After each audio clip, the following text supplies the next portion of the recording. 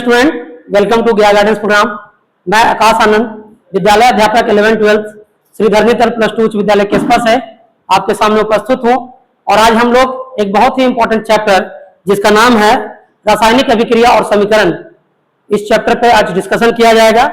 इस चैप्टर की जो भी इंपॉर्टेंट फैक्ट्स है, जो भी मुख्य बातें हैं वो बताई जाएगी, जिसकी सहायता से आप बहुत तरह के कॉम्पिटिटिव एग्जाम में जैसे पॉलिटेक्निक, पैरामेडिकल में भी आप उसका तैयारी कर सकते हैं। तो चलिए आज हम लोग इस चैप्टर की शुरुआत करते हैं। देखिए, सबसे पहले रासायनिक समीकरण क्या है यह जानने से पहले हम लोग को जानना चाहिए कि भौतिक परिवर्तन और रासायनिक परिवर्तन क्या होता है। क्योंकि जब तक हम लोग रासायनिक अभिक्रिया की बात करते हैं तो रासायनिक अभिक्रिया एक प्रकार का रासायनिक परिवर्तन होता है। तो परिवर्तन दो तरह के होते हैं, एक भौतिक परिवर्तन, एक रासायनिक परिवर्तन।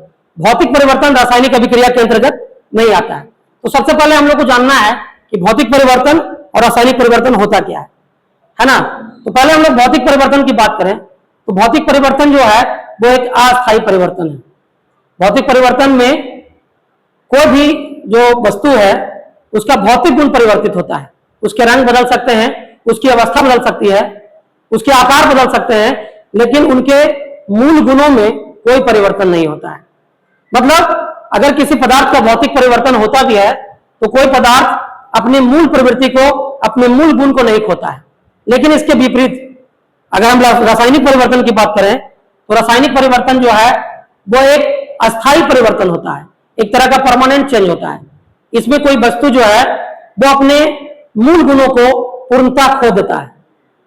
अगर भौतिक परिवर्तन की बात करें तो भौतिक परिवर्तन में हम कह सकते हैं कि जैसे पानी का बर्फ में बदलना, पानी का जल वाष्प में बदलना, या लकड़ी के टुकड़े टुकड़े कर दें, कागज को फाड़ दें तो उसका शेप बदलेगा, साइज बदलेगा, उसकी भौतिक अवस्था बदलेगी, लेकिन पदार्थ के मूल गुण में परिवर्तन नहीं होगा। क्योंकि बर्फ जो है पिघल करके फिर से पानी में बदल जाएगा और जलवाष्प जो है उसको ठंडा करेंगे फिर से पानी में बदल जाएगा। तो हम कह सकते हैं कि भौतिक परिवर्तन में किसी भी पदार्थ के मूल गुणों में कोई परिवर्तन नहीं होता है और यह उत्क्रमणीय होता है। मतलब वो अपने मूल रूप में वापस आ सकता है। पानी से बर्फ बन सकता है, बर्फ वापस पानी बना सकता है। लेकिन रासायनिक परिवर्तन में, रासायनिक परिवर्तन एक अस्थायी परिवर्तन है। जो परिवर्तन एक बार हो गया तो वापस वो अपने पुराने रूप में वापस में नहीं लौटता है। जैसे मान लीजिए कोयले को हम जला दें तो कोयले के जलने के बाद वापस कोयला नहीं बनाया जाता है। दूध से दही बनने के बाद दही से वापस दूध नहीं बनाया जा सकता है। तो रासायनिक परिवर्तन जो है एक अस्थायी परिवर्तन है जिसमें किसी भी पदार्थ के मूल गुण जो है बिल्कुल बदल जाते हैं, उनमें एक अस्थायी परिवर्तन हो जाता है और यह अनुत्क्रमणीय होता है, इरिवर्सिबल होता है, यानी इसको वापस नहीं किया जा सकता। तो आप समझ गए कि भौतिक परिवर्तन और रासायनिक परिवर्तन क्या है। आप स्लाइड में भी देख सकते हैं। भौतिक परिवर्तन के बारे में अगर हम देखें तो नया पदार्थ, भौतिक परिवर्तन में कोई नया पदार्थ नहीं बनता है, जबकि रासायनिक परिवर्तन में हमेशा एक या एक से अधिक नए पदार्थ बनते हैं। रासायनिक गुण की बात करें तो पदार्थ के मूल गुणों में कोई बदलाव नहीं होता है भौतिक परिवर्तन में, लेकिन रासायनिक परिवर्तन में पदार्थ के मूल गुण पूर्णतः बदल जाते हैं। प्रकृति जो भौतिक परिवर्तन है वो उत्क्रमणीय है, रिवर्सेबल है, जो जबकि रासायनिक परिवर्तन जो है वो अनुत्क्रमणीय है, इरिवर्सेबल है। तो इस प्रकार से हम लोग भौतिक परिवर्तन और रासायनिक परिवर्तन के बीच अंतर देख पाते हैं। और भौतिक परिवर्तन में अगर उस ऊर्जा परिवर्तन की बात करें तो बहुत कम या कोई ऊर्जा परिवर्तन नहीं होता है, कोई भी ऊर्जा अवशोषित या उत्सर्जित नहीं होती है। लेकिन जब भी कोई रासायनिक परिवर्तन होता है तो ऊर्जा निश्चित रूप से परिवर्तित होती है, ऊष्मा या प्रकाश के रूप में। ऊर्जा का अवशोषण भी हो सकता है और ऊर्जा का निष्कासन भी हो सकता है ना। बहुत सारे उदाहरण में भी हम लोग देखें कि पानी का बर्फ में बदलना, कागज का फटना, पानी का उबलना, ये सब भौतिक परिवर्तन के अंतर्गत आते हैं। जबकि रासायनिक परिवर्तन में दूध का दही में जमना, लोहे में जंग लगना, भोजन का पाचन, ये सब जो है आपके रासायनिक परिवर्तन में आते हैं। ठीक है, तो आई थिंक आप लोग भौतिक परिवर्तन और रासायनिक परिवर्तन समझ चुके हैं। अब हम लोग इसमें आगे बढ़ते हैं। देखिए बच्चों, हम लोग इतना जानने के बाद अब हम लोग आगे बात करेंगे। इसमें हम लोग देखेंगे कि रासायनिक अभिक्रिया क्या होती है। अब रासायनिक अभिक्रिया की हम लोग बात करते हैं।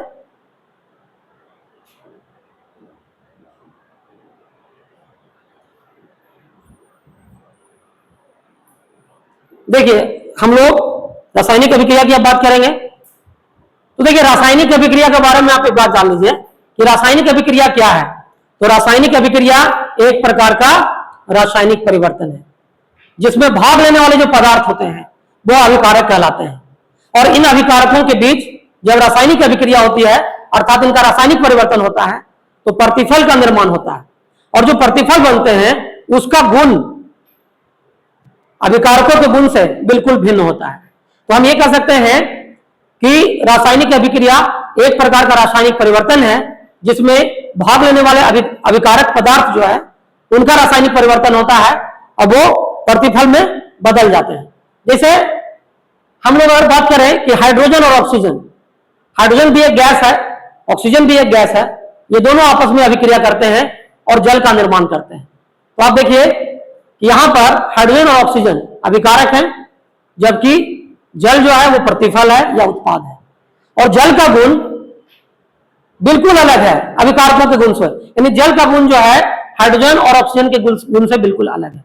हाइड्रोजन एक जहां एक उच्च ऊष्मीयमान वाला गैस है, एक हाई कैलोरीफिक वैल्यू वाला गैस है, और ऑक्सीजन किसी भी चीज को जलने में मदद करता है। लेकिन इसके विपरीत जो पानी बना वो पानी क्या है, एक लिक्विड है। हाइड्रोजन और ऑक्सीजन गैस है लेकिन पानी जो प्रतिफल बना वो लिक्विड बना और इसमें आग को बुझाने का काम करता है पानी। तो देखिए पानी का गुण जो है वो हाइड्रोजन और ऑक्सीजन के गुण से बिल्कुल अलग है। इसी प्रकार कार्बन और ऑक्सीजन ये अभिकारक हैं। कार्बन और ऑक्सीजन जो है आपस में अभिक्रिया करेंगे और कार्बन डाइऑक्साइड का निर्माण करेंगे। तो इस प्रकार हम कह सकते हैं कि जब भी कोई रासायनिक परिवर्तन होता है तो रासायनिक अभिक्रिया होती है। रासायनिक अभिक्रिया में भाग लेने वाले पदार्थ अभिकारक होते हैं, जो नए पदार्थ बनते हैं वो प्रतिफल होते हैं, और प्रतिफल का गुण अभिकारकों के गुण से बिल्कुल भिन्न होता है। इस प्रकार आप लोग समझ गए कि रासायनिक अभिक्रिया क्या होती है। लेकिन अब प्रश्न ये उठता है कि रासायनिक अभिक्रिया को पहचानेंगे कैसे। तो कुछ अभिलक्षण गुण हैं जिनके आधार पे आप रासायनिक अभिक्रिया को पहचान सकते हैं। जैसे रासायनिक अभिक्रिया में क्या होता है, अवस्था में परिवर्तन। बहुत सारे ऐसे रासायनिक अभिक्रिया हैं जिनमें प्रतिफल की भौतिक अवस्था कुछ होती है और प्रतिफल जब बनते हैं तो उनकी भौतिक अवस्था बदल जाती है। तो रासायनिक अभिक्रिया में अभिकारक और प्रतिफल के जो रासायनिक अवस्था, जो भौतिक अवस्था है उनमें परिवर्तन होता है। रंग में भी परिवर्तन होता है। बहुत सारे रासायनिक अभिक्रियाएं जब होती है तो अभिकारकों से जो प्रतिफल बनते हैं तो प्रतिफल का गुण अभिकारकों के गुण से भिन्न होता है। जैसे मान लीजिए कि कॉपर सल्फेट का नीला विलयन है, उसमें लोहे की कील अगर हम डाल देते हैं तो वहां पर क्या होता है, एक रासायनिक अभिक्रिया होती है। कॉपर सल्फेट जो है उससे आयरन अभिक्रिया करता है, फेरस सल्फेट का निर्माण करता है, और फेरस सल्फेट बनते ही जो घोल का रंग है वो हल्का ग्रीन हो जाता है, यानी ब्लू कलर का जो सोल्यूशन था वो ग्रीन में बदल जाता है और कॉपर विस्थापित हो जाता है। तो बहुत सारे ऐसे और भी एग्जाम्पल हैं जिसमें रासायनिक अभिक्रियाओं में रंग का परिवर्तन होता है। इसके बाद है गैस का उत्सर्जन। बहुत सारे रासायनिक अभिक्रियाएं होती है उनमें गैसों का उत्सर्जन होता है। जैसे जिंक धातु का अगर हम रिएक्शन करवा दें, जिंक धातु की अभिक्रिया करा देते हैं तनु सल्फ्यूरिक अम्ल से, तो जिंक सल्फेट बनता है और साथ में हाइड्रोजन गैस मुक्त होती है। या पोटेशियम क्लोरेट है, उसको अगर हम गर्म करते हैं तो वो पोटेशियम क्लोराइड में और ऑक्सीजन गैस में टूट जाता है। तो हम देखते हैं कि इन सभी रिएक्शंस में जो अभिकारकों का भौतिक अवस्था था और जो प्रतिफल की भौतिक अवस्था होती है उनमें परिवर्तन होता है। तो गैस का भी उत्सर्जन हो सकता है। अवक्षेप का भी निर्माण होता है। जब रासायनिक अभिक्रिया होती है तो अवक्षेप भी बनते हैं। अब प्रश्न उठता है कि अवक्षेप क्या है, अवक्षेप कहते किसको है। अवक्षेप को अंग्रेजी में प्रिसिपिटेट कहते हैं। अवक्षेप में क्या है जान लीजिए कि जब दो अभिकारक जलीय घोल के रूप में हैं, आपस में अभिक्रिया करते हैं और दो अलग अलग प्रतिफल का निर्माण करते हैं, तो वो दो प्रतिफल जो बनते हैं उसमें एक प्रतिफल जो है घोल के रूप में ही रहता है, लेकिन अगर दूसरा प्रतिफल अगर एक ठोस के रूप में आए और उस घोल के नीचे जाकर बैठ जाता है ठोस की अवस्था में, जिसका एक पार्टिकुलर कलर होता है, तो उसको हम लोग अवक्षेप कहते हैं। तो रासायनिक अभिक्रिया में अवक्षेप का भी निर्माण होता है। जैसे बहुत सारा ऐसा एग्जांपल है, सिल्वर नाइट्रेट का सॉल्यूशन है, अगर उसका हम लोग रिएक्शन करा दें सोडियम क्लोराइड के सॉल्यूशन से, यानी सिल्वर नाइट्रेट के जलीय घोल का अगर अभिक्रिया हम लोग करा दें सोडियम क्लोराइड के जलीय घोल से, तो एक अभिक्रिया होगी और दो तरह के प्रोडक्ट बनेंगे, एक सिल्वर क्लोराइड बनेगा और सोडियम नाइट्रेट बनेगा। तो सोडियम नाइट्रेट जो है वो घोल के रूप में ही रह जाएगा, लेकिन सिल्वर क्लोराइड जो होगा वो एक अवक्षेप के रूप में प्राप्त होगा, एक श्वेत रंग के ठोस के रूप में प्राप्त होगा, और वो सोडियम नाइट्रेट के सॉल्यूशन के नीचे जाकर के ठोस के रूप में बैठ जाएगा। तो ये अवक्षेप का निर्माण होता है। और सबसे इंपॉर्टेंट बात कि जब भी कोई रासायनिक अभिक्रिया होगी तो तापमान में भी परिवर्तन होता है, यानी जब भी कोई रासायनिक अभिक्रिया होगी तो अभिक्रिया के दौरान ऊर्जा जो है उष्मा के रूप में उत्सर्जित होती है। अगर उष्मा उत्सर्जित होती है तो वो उष्माक्षेपी अभिक्रिया हो जाता है। अगर बहुत सारे ऐसे रासायनिक अभिक्रिया हैं जिसको कराने के लिए उष्मा का शोषण होता है, ऊर्जा का शोषण होता है, तो ऐसे अभिक्रियाओं को उष्मा शोषी अभिक्रिया कहते हैं। तो इस प्रकार कोई भी रासायनिक अभिक्रिया जब होती है तो तापमान में भी परिवर्तन संभव है। तो इस तरह से आप देख रहे हैं कि ये सब जो है अभिलक्षण गुण है रासायनिक अभिक्रियाओं के। अब देखिए रासायनिक अभिक्रिया तो हम लोग समझ लिए, अब बात आती है रासायनिक समीकरण की। रासायनिक समीकरण क्या होता है? तो देखिए रासायनिक समीकरण जो है एक प्रतीकात्मक निरूपण है किसी भी रासायनिक अभिक्रिया का। जब भी कोई रासायनिक अभिक्रिया होती है उसमें अभिकारक भाग लेते हैं और प्रतिफल का निर्माण होता है। तो अगर हम अभिकारकों के रासायनिक सूत्रों का प्रयोग करें, उनके रासायनिक संकेतों का प्रयोग करें, प्रतिफलों के रासायनिक सूत्रों का प्रयोग करें, उनके रासायनिक संकेतों का उपयोग करें, तब वो रासायनिक समीकरण कहलाता है। यानी रासायनिक अभिक्रिया से रासायनिक समीकरण तब बनता है जब हम लोग किसी भी रासायनिक अभिक्रिया के अभिकारकों और प्रतिफलों को केमिस्ट्री के लैंग्वेज में एक्सप्रेस करते हैं, उनके रासायनिक सूत्र के माध्यम से, उनके रासायनिक संकेतों के माध्यम से, है ना।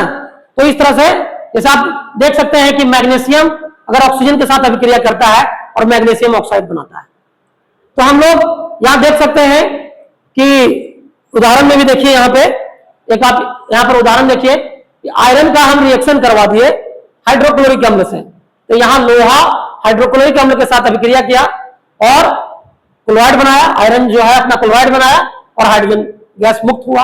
यहां मैग्नीशियम ऑक्सीजन के साथ अभिक्रिया किया, तो मैग्नीशियम ऑक्सीजन के साथ अभिक्रिया करके मैग्नीशियम ऑक्साइड बनाया। तो आप यहां पर देख रहे हैं कि ये मैग्नीशियम का सिंबल है, ये ऑक्सीजन गैस का है ना रासायनिक फॉर्मूला है, सूत्र है, और मैग्नीशियम ऑक्साइड का यहाँ पर रासायनिक सूत्र है। यहां भी हाइड्रोजन और ऑक्सीजन के बीच रिएक्शन हुआ और वाटर बना। तो आप देख रहे हैं ना कि जब अभिकारकों और प्रतिफलों को उनके रासायनिक सूत्रों, रासायनिक संकेतों के माध्यम से व्यक्त करते हैं तो ये रासायनिक समीकरण बन जाता है। अब हम यह बात करते हैं कि रासायनिक समीकरण जो है वो दो तरह के होते हैं। यहां पर आप देख रहे हैं कि संतुलित और असंतुलित रासायनिक समीकरण। संतुलित रासायनिक समीकरण क्या है और असंतुलित रासायनिक समीकरण क्या है, थोड़ा व्हाइट बोर्ड के माध्यम से हम लोग समझेंगे। देखिए व्हाइट बोर्ड की तरफ हम लोग थोड़ा सा देखते हैं, व्हाइट बोर्ड के माध्यम से हम लोग समझेंगे।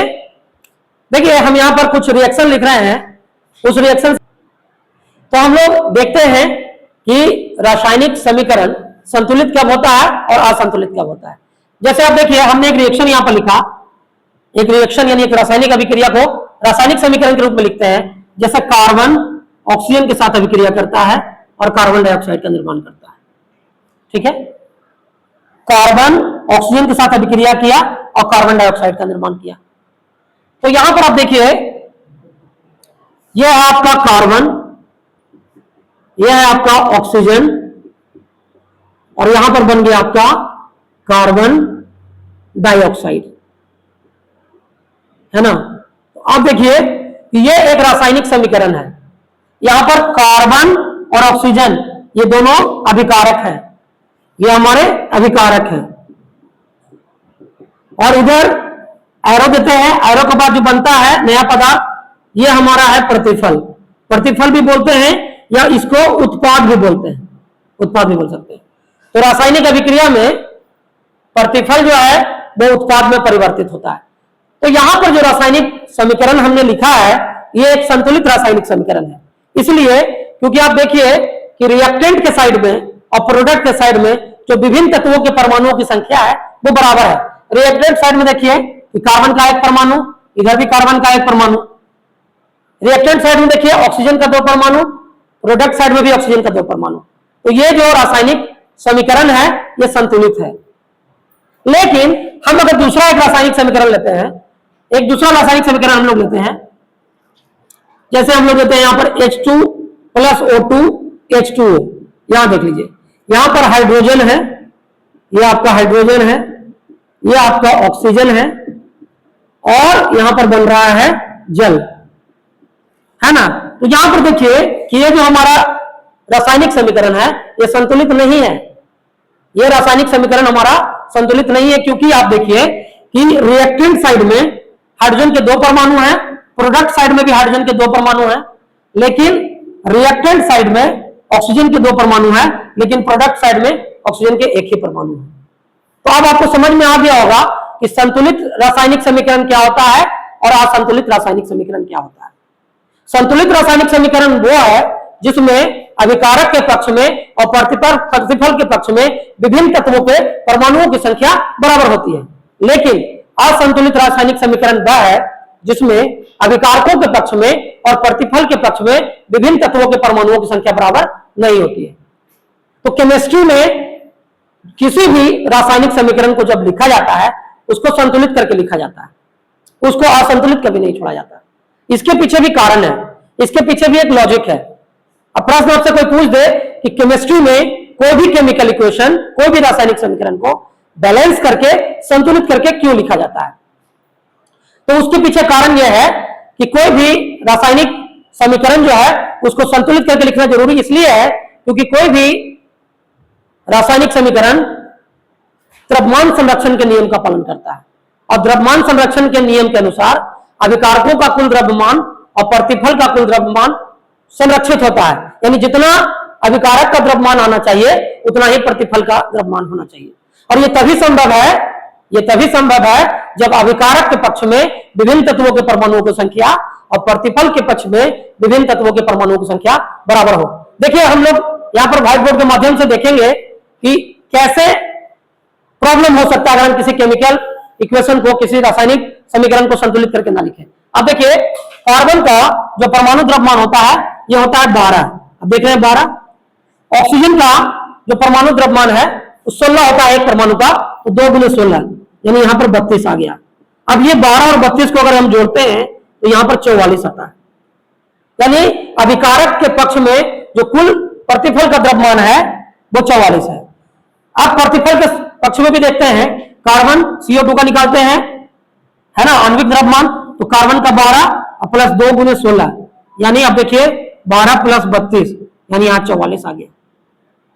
तो इस साइड में देखिए चूंकि रासायनिक अभिक्रिया संतुलित है, यहाँ रासायनिक समीकरण संतुलित है, इसलिए अभिकारक का कुल द्रव्यमान और प्रतिफल का कुल द्रव्यमान बराबर आ रहा है। लेकिन वाटर के केस में देखिए क्या होने वाला है, जरा सा देखिए इसको। यहां पर हाइड्रोजन के केस में हम लोग देख रहे हैं कि हाइड्रोजन के एक परमाणु का द्रव्यमान 1 होता है, तो यहाँ 2 गुने 1 यानी 2 होगा, और ऑक्सीजन का एक परमाणु का द्रव्यमान 16 होता है, तो 2 गुने 16 यानी 32 होगा। और ये टोटल द्रव्यमान को जोड़ते हैं तो 2 प्लस 32 यहाँ पर 34 आ रहा है। यानी अभिकारक के पक्ष में कुल द्रव्यमान जो है 34 आ रहा है। लेकिन प्रतिफल के साइड में जरा देखिए, यहाँ पर 2 हाइड्रोजन का परमाणु है, 2 गुने 1 ऑक्सीजन का परमाणु है 16 और 2 18। इस साइड में 18 आ रहा है, इस साइड में 34 आ रहा है। क्या द्रव्यमान संरक्षण के नियम का पालन हो रहा है? नहीं हो रहा है। कोई भी रासायनिक अभिक्रिया, कोई भी रासायनिक समीकरण द्रव्यमान संरक्षण के नियम का पालन करता है, जिसके अनुसार अभिकारकों का कुल द्रव्यमान और प्रतिफल का कुल द्रव्यमान बराबर होना चाहिए, संरक्षित होना चाहिए। लेकिन अगर रासायनिक अभिक्रिया या रासायनिक समीकरण संतुलित अवस्था में नहीं होगा तो वो द्रव्यमान संरक्षण के नियम का पालन नहीं करेगा, इसलिए रासायनिक अभिक्रिया को संतुलित करना पड़ता है। तो आइए हम लोग देखते हैं व्हाइट बोर्ड के माध्यम से कि रासायनिक समीकरणों को हम लोग संतुलित कैसे करते हैं। स्लाइड में भी आप देख रहे होंगे रासायनिक समीकरण को संतुलित करने की बात चल रही है। तो आइए कुछ एग्जांपल के माध्यम से हम लोग रासायनिक समीकरण को संतुलित करने का प्रयास करते हैं। तो व्हाइट बोर्ड के माध्यम से ही देखेंगे। देखिए कुछ हम लोग यहाँ पे रिएक्शन देखते हैं, संतुलित करते हैं। बहुत सिंपल सा एग्जांपल लिख लेते हैं। देखिए यहां पर एग्जांपल लेते हैं H2 प्लस O2 H2O। अभी इसी की बात हम लोग कर रहे थे, तो इसको संतुलित करना है। देखिए संतुलित करने का जो तरीका होता है वो है हीट एंड ट्रायल मेथड। अगर आप 11वीं क्लास में जाइएगा तो आपको और भी तरीके पढ़ने होंगे, आयन इलेक्ट्रॉन मेथड से भी रासायनिक अभिक्रियाओं को संतुलित किया जाता है और ऑक्सीडेशन नंबर मेथड से भी किया जाता है, लेकिन क्लास 10th तक या ज्यादातर केसेज में हीट एंड ट्रायल मेथड का ही इस्तेमाल किया जाता है। तो देखिए यहां पर हीट एंड ट्रायल मेथड को हम लोग अपनाते हैं। अब देखिए हम अभिकारक के पक्ष में देखते हैं कि यहां हाइड्रोजन के 2 परमाणु, इधर भी हाइड्रोजन के 2 परमाणु है। तो हाइड्रोजन के जो परमाणु है ये तो संतुलित है, लेकिन ऑक्सीजन के परमाणु संतुलित नहीं है। अगर ऑक्सीजन के परमाणु संतुलित नहीं है तो ऑक्सीजन के परमाणु को संतुलित करने के लिए यहां पर हम गुणांक लगाते हैं 2। हमेशा याद रखिए रिएक्शन को बैलेंस करने में गुणांक इसी साइड में लगता है। हमने इधर 2 लगा दिया। हमने जब इधर 2 लगा दिया तो ऑक्सीजन के परमाणु की संख्या 2 हो गई, इधर भी ऑक्सीजन के परमाणु की संख्या 2 हो गई। तो हमारा ऑक्सीजन तो बैलेंस हो गया, लेकिन क्या हाइड्रोजन बैलेंस हुआ? नहीं। अब हाइड्रोजन के परमाणु की संख्या 4 हो गई, इधर हाइड्रोजन के परमाणु की संख्या कितनी है? 2 है। तो इसको बैलेंस करने के लिए जब उधर 4 है इधर भी 4 करने के लिए हमको यहां 2 लगाना पड़ेगा। अब देखिए हमारा रासायनिक जो समीकरण है वो संतुलित हो गया और अब ये द्रव्यमान संरक्षण के नियम का पालन करेगा। देखिए कैसे, यहां पर कुल मिलाकर हाइड्रोजन के 4 परमाणु हो गए, तो 4 गुने 1 यानी 4। एक हाइड्रोजन परमाणु का द्रव्यमान 1 होता है, तो 4 गुने 1 4। यहां पर ऑक्सीजन के 1 परमाणु का 16 होता है, तो 2 गुने 16 यानी 32। 4 और 32 को जोड़ेंगे यहां पर 36 आ जाएगा। और यहां पर देख लीजिए इसको करते हैं 2, यहां पर हाइड्रोजन का 2 गुने 1 प्लस 16 यानी 2 गुने 18 36, यहां भी 36 आ गया। आप यहां देख रहे हैं कि जब हमने रासायनिक समीकरण को संतुलित कर दिया तब अभिकारक का कुल द्रव्यमान और प्रतिफल का कुल द्रव्यमान जो है वो बराबर आ गया। तो इस तरह से हम कह सकते हैं कि जब आप किसी रासायनिक समीकरण को संतुलित करिएगा तभी वह द्रव्यमान संरक्षण के नियम का पालन करेगा, अदरवाइज नहीं करेगा। और भी कुछ एग्जाम्पल देखते हैं, जैसे ये एग्जाम्पल देखिए C+O2 CO2 जो मैंने पहला एग्जाम्पल दिया था। क्या इसको संतुलित करने की आवश्यकता है? बिल्कुल नहीं, ये तो ऑलरेडी संतुलित रासायनिक समीकरण है, इसको संतुलित करने की जरूरत नहीं है। लेकिन एक और लेते हैं, एक देखिए यहां पर लेते हैं Mg+O2 और ये बना रहा है MgO। मैग्नीशियम धातु की अभिक्रिया ऑक्सीजन गैस के साथ करा रहे हैं, मैग्नीशियम ऑक्साइड का निर्माण हो रहा है, लेकिन ये जो रासायनिक समीकरण है ये संतुलित नहीं है। आप देखिए कि ऑक्सीजन के परमाणु की संख्या प्रति अभिकारक के पक्ष में 2 है और प्रतिफल के पक्ष में 1 है। मैग्नीशियम तो यहाँ पर बैलेंस है, ऑक्सीजन को बैलेंस करने के लिए यहाँ 2 गुणांक लगाएंगे। ऑक्सीजन हमारा 2 हो गया, इधर भी ऑक्सीजन 2 है, ऑक्सीजन तो संतुलित हो गया, लेकिन मैग्नीशियम का देखिए इधर मैग्नीशियम 2 हो गया, इधर तो मैग्नीशियम का 1 ही परमाणु है, इसमें भी 2 लगा दिए, अब ये संतुलित हो गया। और भी कुछ एग्जांपल लेते हैं, जैसे N2+H2 और बन रहा है हमारा NH3। देखिए नाइट्रोजन गैस और हाइड्रोजन गैस के बीच अभिक्रिया हो रही है और अमोनिया का निर्माण हो रहा है। तो यहां पर देखिए इसको भी संतुलित करने की आवश्यकता है। अब देखिए कि यहाँ पे नाइट्रोजन 2 है, इधर नाइट्रोजन कितना है? 1 ही है। नाइट्रोजन को बैलेंस करने चले 200 गुना किए, नाइट्रोजन तो भैया हमारा बैलेंस हो गया, लेकिन हाइड्रोजन, अब देखिए हाइड्रोजन इधर 6 हो गया, इधर हाइड्रोजन 2 है, तो 6 हाइड्रोजन बनाने के लिए फिर यहाँ 3 से मल्टीप्लाई कर दें, 3 गुणांक लगा दें, तो अब ये हमारा जो समीकरण है वो संतुलित हो गया। तो इस तरह से हम लोग रासायनिक समीकरणों को संतुलित करते हैं। इस वीडियो के डिस्क्रिप्शन बॉक्स में बहुत सारे ऐसे एग्जाम्पल्स आपको दिए जाएंगे जिससे आप खुद से भी अभ्यास कर सकते हैं और रासायनिक समीकरणों को संतुलित कर सकते हैं। अब हम लोग इस पर आगे बात करते हैं, संतुलित रासायनिक समीकरण और असंतुलित रासायनिक समीकरण क्या होता है। आई थिंक आपको समझ में आ गया, और संतुलित क्यों करना होता है ये भी आपको समझ में आ गया, अब कुछ बताने की आवश्यकता नहीं है। अब हम इसमें आगे चलते हैं। अब देखिए हम लोग आते हैं रासायनिक अभिक्रियाओं के प्रकार पर कि कितने तरह के केमिकल रिएक्शन होते हैं। तो बच्चों अब हम लोग पढ़ेंगे रासायनिक अभिक्रिया के प्रकार। तो आप स्लाइड में देख रहे हैं, जो पहला रिएक्शन आप देख रहे हैं ये क्या है? ये हमारा है रासायनिक अभिक्रिया में संयोजन अभिक्रिया, कॉम्बिनेशन रिएक्शन। तो देखिए संयोजन अभिक्रिया नाम से ही स्पष्ट है कि जब 2 या 2 से अधिक अभिकारक आपस में रासायनिक अभिक्रिया करते हैं, आपस में संयुक्त होते हैं और एकमात्र प्रतिफल या उत्पाद का निर्माण करते हैं, तो यह कहलाता है संयोजन अभिक्रिया। और संयोजन अभिक्रिया में जो उत्पाद बनते हैं, एकमात्र जो उत्पाद बनते हैं, उनका गुण अभिकारकों के गुण से बिल्कुल भिन्न होता है। अब देख लीजिए स्लाइड में, कैल्शियम ऑक्साइड है, ये जल के साथ अभिक्रिया किया, कैल्शियम हाइड्रोक्साइड बनाया, यानी 2 रिएक्टेंट, 2 अभिकारक रिएक्शन किए और सिंगल प्रोडक्ट का निर्माण किए। यहां देखिए अमोनिया गैस और हाइड्रोजन क्लोराइड गैस के बीच में रिएक्शन हुआ अमोनियम क्लोराइड का निर्माण हुआ, कार्बन डाइऑक्साइड और वाटर के बीच में रिएक्शन हुआ, कार्बोनिक अम्ल का निर्माण हुआ, आयरन और सल्फर के बीच में हुआ, फेरस सल्फाइड का निर्माण हुआ। जितना भी आप एग्जाम्पल देख रहे हैं इसमें 2 या 2 से अधिक जो अभिकारक हैं वो आपस में अभिक्रिया करके एकमात्र प्रतिफल का निर्माण कर रहे हैं। तो समझ गए। अब देखिए हम लोग अपघटन अभिक्रिया डिकम्पोजिशन रिएक्शन की बात करते हैं।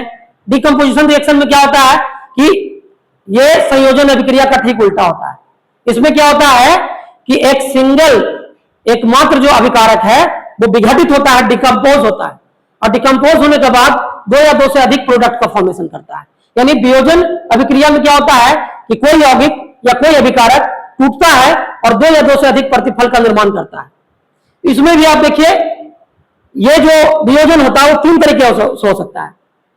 यानी एक अभिकारक को मतलब डिकम्पोज करने के लिए और 2 या 2 से अधिक प्रोडक्ट बनाने के लिए इस्तेमाल किया जा सकता है हीट का, उष्मा का प्रयोग किया जा सकता है, विद्युत का प्रयोग किया जा सकता है, प्रकाश का प्रयोग किया जा सकता है। इसलिए वियोजन ये जो अपघटन अभिक्रिया है वो 3 तरह का हो सकता है। यह हो सकता है विद्युत अपघटन हो सकता है, तापीय अपघटन हो सकता है, प्रकाशीय अपघटन हो सकता है। तो विद्युत अपघटन में क्या होता है कि जैसे मान लीजिए वाटर है और वाटर पे हम लोग इलेक्ट्रिसिटी पास कराते हैं और ये हाइड्रोजन गैस और ऑक्सीजन गैस में डिकम्पोज कर सकता है, तो ये है इलेक्ट्रोलिटिक डिकम्पोजिशन यानी तापीय विघटन। दूसरा आप देखिए पोटेशियम क्लोरेट है, इसको हम लोग गर्म करते हैं, ये पोटेशियम क्लोराइड में और ऑक्सीजन गैस में डिकम्पोज होता है, तो ये हीट करने पर होता है, इसलिए ये तापीय अपघटन है। उसी तरह से लाइमस्टोन को भी कैल्शियम कार्बोनेट संगमरमर है, इसको हम लोग गर्म करते हैं, ये कैल्शियम ऑक्साइड और कार्बन डाइऑक्साइड गैस में डिकम्पोज करते हैं, तो ये जो है ताप के कारण विघटन होता है, इसलिए तापीय विघटन है। और भी देख लीजिए यहाँ पर लेड नाइट्रेट को हम लोग गर्म कर रहे हैं, ये लेड ऑक्साइड NO2 गैस और ऑक्सीजन गैस में ये डिकम्पोज कर रहा है। फेरस सल्फेट को हम लोग डिकम्पोज कर रहे हैं, ये फेरिक ऑक्साइड और सल्फर डाइऑक्साइड और सल्फर डाइऑक्साइड में हो रहा है। तो यहाँ पर टेम्परेचर या ताप के द्वारा विघटन हो रहा है, इसलिए तापीय विघटन है। नीचे आप देखिए 2 एग्जांपल दिए हैं, सिल्वर क्लोराइड और सिल्वर ब्रोमाइड पर जब सूर्य का प्रकाश या लाइट पास कराया जाता है तो लाइट के द्वारा इनका विघटन होता है, इसलिए ये फोटोलिटिक डिकम्पोजिशन है, यानी ये प्रकाशीय विघटन है। तो आप देख सकते हैं कि जो विघटन अभिक्रिया है वो तापीय भी हो सकता है, वो विद्युतीय भी हो सकता है और वो प्रकाशीय अपघटन भी हो सकता है। तो 3 तरह का होता है। चलिए हम लोग अब अगले तरह के रिएक्शन के बारे में बात करते हैं। अब हमारा जो रिएक्शन है वो है डिस्प्लेसमेंट रिएक्शन। विस्थापन अभिक्रिया क्या होती है? देखिए विस्थापन अभिक्रिया में क्या होता है, जैसे यहाँ पर एग्जांपल आप देख लीजिए, यहाँ पर जिंक जो है, जिंक ग्रेनुअल्स का रिएक्शन अगर हम कॉपर सल्फेट के ब्लू सोल्यूशन से कराते हैं तो क्या देखते हैं कि जिंक जो है ये ज्यादा अभिक्रियाशील है कॉपर से, इसलिए क्या करेगा, ये जिंक धातु जो है कॉपर सल्फेट के विलयन से कॉपर को विस्थापित करके उसका स्थान स्वयं ग्रहण कर देगा और कॉपर विस्थापित हो जाएगा। तो यहां पर देखिए कि जो अधिक अभिक्रियाशील तत्व है वो कम अभिक्रियाशील तत्व को उसके यौगिक से विस्थापित कर रहा है। यहां देखिए आयरन जो है वो भी कॉपर सल्फेट के विलयन से कॉपर को हटा करके फेरस सल्फेट बन जा रहा है और कॉपर को विस्थापित कर रहा है। तो यहां पर क्या होता है कि विस्थापन अभिक्रिया में, अब स्लाइड में भी देख रहे हैं कि अधिक क्रियाशील तत्व कम क्रियाशील तत्व को विस्थापित करता है और नए प्रोडक्ट का निर्माण हो जाता है। तो ठीक है, डिस्प्लेसमेंट रिएक्शन समझ गए आप। अब यहां पर डबल डिस्प्लेसमेंट रिएक्शन की बात करते हैं। देखिए डबल डिस्प्लेसमेंट रिएक्शन नाम यह है, यहां द्विविस्थापन होता है। यहां पर आप देखिए यहां पर सोडियम सल्फेट का एक्वस सॉल्यूशन है, सोडियम सल्फेट का जलीय घोल है, बेरियम क्लोराइड का जलीय घोल है, ये दोनों आपस में अभिक्रिया किए और 2 नए प्रोडक्ट बनाए, बेरियम सल्फेट और सोडियम क्लोराइड। आप इसमें नोटिस कर रहे हैं क्या हुआ इस रिएक्शन में? इस रिएक्शन में आप नोटिस करिए, इस रिएक्शन में जो अभिकारक हैं उन्होंने अपने मूलकों को एक्सचेंज कर लिया है, अपने मूलकों का आदान प्रदान कर लिया है और आदान प्रदान करने के बाद 2 नए प्रोडक्ट बनाए। आप देखिए तो सोडियम के साथ सल्फेट रेडिकल है और बेरियम के साथ क्लोराइड रेडिकल है और प्रोडक्ट में क्या हुआ है, उल्टा हो गया है, बेरियम चला गया है सल्फेट रेडिकल के साथ और सोडियम चला गया है क्लोराइड रेडिकल के साथ। तो ये डबल डिस्प्लेसमेंट रिएक्शन है। इस रिएक्शन में आप देख पा रहे हैं, यहां पर समझ भी पा रहे हैं कि 2 अभिकारक जो हैं आपस में अभिक्रिया कर रहे हैं और अपने आयनों का, अपने पार्टनर आयन का एक्सचेंज कर रहे हैं और पार्टनर आयन का एक्सचेंज करके 2 नए प्रोडक्ट को बना रहे हैं। यहां डिस्प्लेसमेंट सिंगल नहीं बल्कि डबल हो रहा है, इसलिए यह कहलाता है डबल डिस्प्लेसमेंट रिएक्शन। और ऐसा बहुत सारा एग्जांपल आप स्लाइड में भी देख रहे हैं। तो डबल डिस्प्लेसमेंट रिएक्शन भी आप समझ गए। चलिए अब हम लोग आते हैं एक रेडॉक्स रिएक्शन के बारे में बात करते हैं कि ऑक्सीकरण और अवकरण क्या है। ऑक्सीकरण और अवकरण क्या है इसके बारे में समझिए, क्योंकि ऑक्सीकरण और अवकरण को समझ लेंगे तो हम लोग रेडॉक्स रिएक्शन के बारे में भी समझेंगे। अब ये प्रश्न उठता है कि ऑक्सीकरण क्या है। तो ऑक्सीकरण एक ऐसी अभिक्रिया है जिसमें किसी पदार्थ में ऑक्सीजन का कॉम्बिनेशन होता है। किसी चीज में ऑक्सीजन का जुड़ना, किसी चीज में ऑक्सीजन का जुड़ना ऑक्सीकरण है, या किसी चीज से हाइड्रोजन का अलग होना यह भी ऑक्सीकरण है। लेकिन अवकरण जो है इसका उल्टा है। अवकरण में उल्टा होता है। ऑक्सीजन में, ऑक्सीडेशन में क्या होता है? कॉम्बिनेशन ऑफ ऑक्सीजन या रिमूवल ऑफ हाइड्रोजन। किसी चीज में ऑक्सीजन का जुड़ना या हाइड्रोजन का बाहर निकलना यह ऑक्सीकरण है। लेकिन अवकरण में क्या होता है? किसी चीज में हाइड्रोजन का जुड़ना या किसी चीज से ऑक्सीजन का बाहर निकलना, यानी ऑक्सीडेशन और रिडक्शन एक दूसरे के रिवर्स प्रोसेस है। ऑक्सीडेशन में ऑक्सीजन जुड़ता है, हाइड्रोजन बाहर निकलता है। रिडक्शन में हाइड्रोजन जुड़ता है, ऑक्सीजन बाहर निकलता है। और अगर इलेक्ट्रॉनिक कंसेप्ट के हिसाब से देखें तो ऑक्सीडेशन या ऑक्सीकरण में लॉस ऑफ इलेक्ट्रॉन होता है और रिडक्शन में गेन ऑफ इलेक्ट्रॉन होता है। अगर हम ऑक्सीडेशन और रिडक्शन समझ जाएंगे तभी हम लोग एक नए प्रकार के रिएक्शन के बारे में जानेंगे जिसको हम लोग बोलते हैं रिडॉक्स अभिक्रिया। तो अब हम लोग व्हाइट बोर्ड के माध्यम से रिडॉक्स रिएक्शन के बारे में समझेंगे। तो देखिए हम लोग रिडॉक्स रिएक्शन के बारे में थोड़ा समझते हैं कि रिडॉक्स रिएक्शन होता क्या है ना। तो देखिए रिडॉक्स रिएक्शन के बारे में हम लोग थोड़ा समझे। देखिए यहां पर एक हम एग्जांपल लेते हैं। ये कॉपर ऑक्साइड जो है H2 के साथ रिएक्शन कर रहा है और ये बना रहा है Cu प्लस H2O। देखिए अब हम लोग बात कर रहे हैं यहां पर रिडॉक्स रिएक्शन के बारे में कि रिडॉक्स रिएक्शन क्या होता है। रिडॉक्स रिएक्शन क्या होता है? देखिए रिडॉक्स वर्ड जो है वो दो चीज से बना है। रिडॉक्स जो वर्ड है वो दो चीज से बना है, रेड फॉर रिडक्शन और ऑक्स फॉर ऑक्सीडेशन, है ना। ये जो है ये आपका रिडक्शन क्या है? ये अवकरण है। और ये आपका क्या है? ये आपका ऑक्सीकरण है। देखिए यानी वैसा रासायनिक अभिक्रिया जिसमें ऑक्सीडेशन और रिडक्शन ये दोनों प्रक्रियाएं साथ साथ होती है वो रिडॉक्स रिएक्शन कहलाता है। रिडॉक्स रिएक्शन में क्या होता है? ऑक्सीडेशन और रिडक्शन ये दोनों साथ साथ होता है। तो अगर आपसे कोई पूछ दे कि रिडॉक्स रिएक्शन क्या है, तो रिडॉक्स रिएक्शन एक ऐसी अभिक्रिया है, रिडॉक्स अभिक्रिया एक ऐसी अभिक्रिया है जिसमें ऑक्सीकरण और अवकरण ये दोनों प्रक्रियाएं साथ साथ होती है। Oxidation and reduction processes occur simultaneously. तो ये रिडॉक्स रिएक्शन होता है। बच्चों एक बात और समझ लीजिए कि जो ऑक्सीकरण है इसको हम लोग उपचयन भी बोलते हैं। हिंदी में प्रॉब्लम ना हो आप लोग को इसलिए बता देते हैं, ऑक्सीडेशन को ऑक्सीकरण भी बोलते हैं और उपचयन भी बोलते हैं, और रिडक्शन को अवकरण भी बोलते हैं और अपचयन भी बोलते हैं। ठीक है। अब यहां पर एग्जांपल के माध्यम से हम लोग देखेंगे। देखिएगा यहां पर कॉपर ऑक्साइड जो है ये हाइड्रोजन के साथ अभिक्रिया किया और ये कॉपर बनाया प्लस H2O बनाया।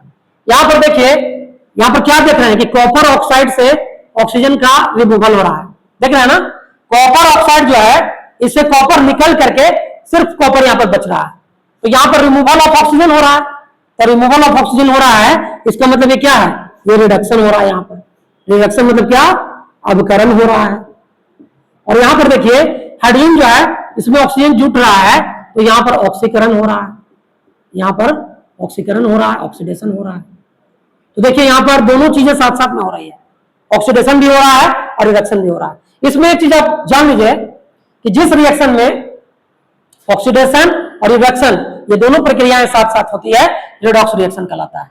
जैसे मान लीजिए Zn प्लस CO ये हो गया ZnO प्लस C।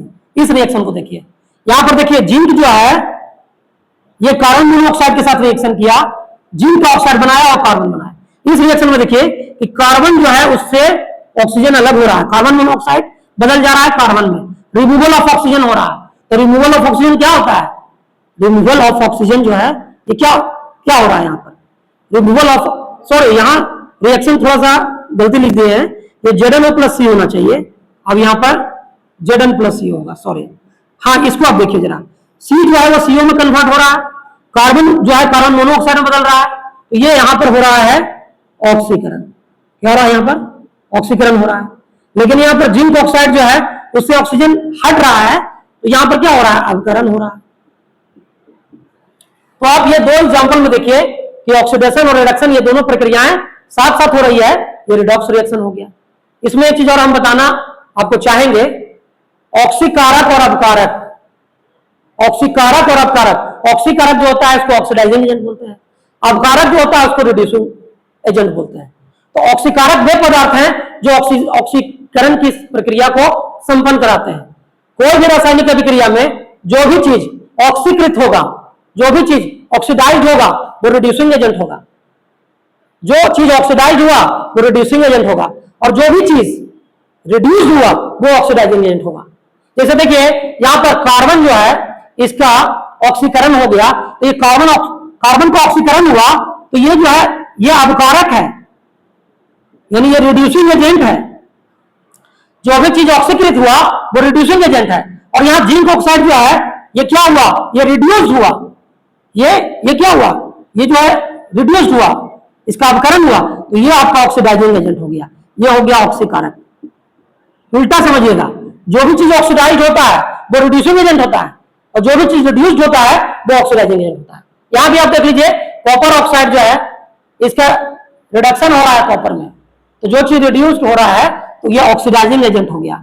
जिस चीज का रिडक्शन हुआ वो ऑक्सीडाइजिंग एजेंट हो गया, और जो चीज ऑक्सीडाइज हुआ, हाइड्रोजन ऑक्सीडाइज हुआ, इसलिए ये रिड्यूसिंग एजेंट हो गया। याद रखिएगा कि किसी भी रासायनिक, किसी भी रिडॉक्स अभिक्रिया में जो भी चीज ऑक्सीकृत होगा वो रिड्यूसिंग एजेंट होगा, और जो भी चीज जो है ऑक्सीडाइज होगा वो रिड्यूसिंग एजेंट होगा। ठीक है, तो समझ गए आई थिंक ऑक्सीडाइजिंग एजेंट और रिड्यूसिंग एजेंट क्या होता है। चलिए अब हम लोग इस चैप्टर के अंत की ओर बढ़ रहे हैं और देखते हैं कि हमारा अगला टॉपिक इसमें क्या होने वाला है। देखिए अगला टॉपिक हमारा है संक्षारण, है ना। संक्षारण के बारे में आप लोग पढ़ते भी आ रहे हैं। सबसे कॉमन एग्जांपल जो आप देखते हैं, लोहे में जंग लगना। क्या देखते हैं कि जब डैम्प एयर होता है, नमी युक्त हवा होती है, खासकर बरसात के दिनों में, अगर लोहे का बना हुआ कोई भी पदार्थ, कोई बर्तन, कोई भी लोहे का बना हुआ पदार्थ है, अगर उसको खुले में छोड़ दिया जाता है तो क्या देखते हैं कि जो मॉइस्ट एयर है, जो नमी युक्त हवा है ना, वो रिएक्शन करता है आयरन के साथ और रस्ट का निर्माण करता है, जंग का निर्माण करता है। तो ये कॉमन एक एग्जांपल है। लोहे में जंग लगना एक तरह से लोहे का संक्षारण है। संक्षारण वास्तव में है क्या कि जब भी कोई मेटल को, जब भी कोई धातु एटमॉस्फेयर में एटमॉस्फेरिक गैसेस के कांटेक्ट में आता है, एसिड्स के कांटेक्ट में आता है, और उन एसिड्स का, एटमॉस्फेरिक गैसेस का उनके सरफेस पर अटैकिंग होता है, तो धीरे धीरे स्लोली उनका एक डिस्ट्रक्शन होने लगता है, उन मेटल का एक स्लो डिस्ट्रक्शन होने लगता है।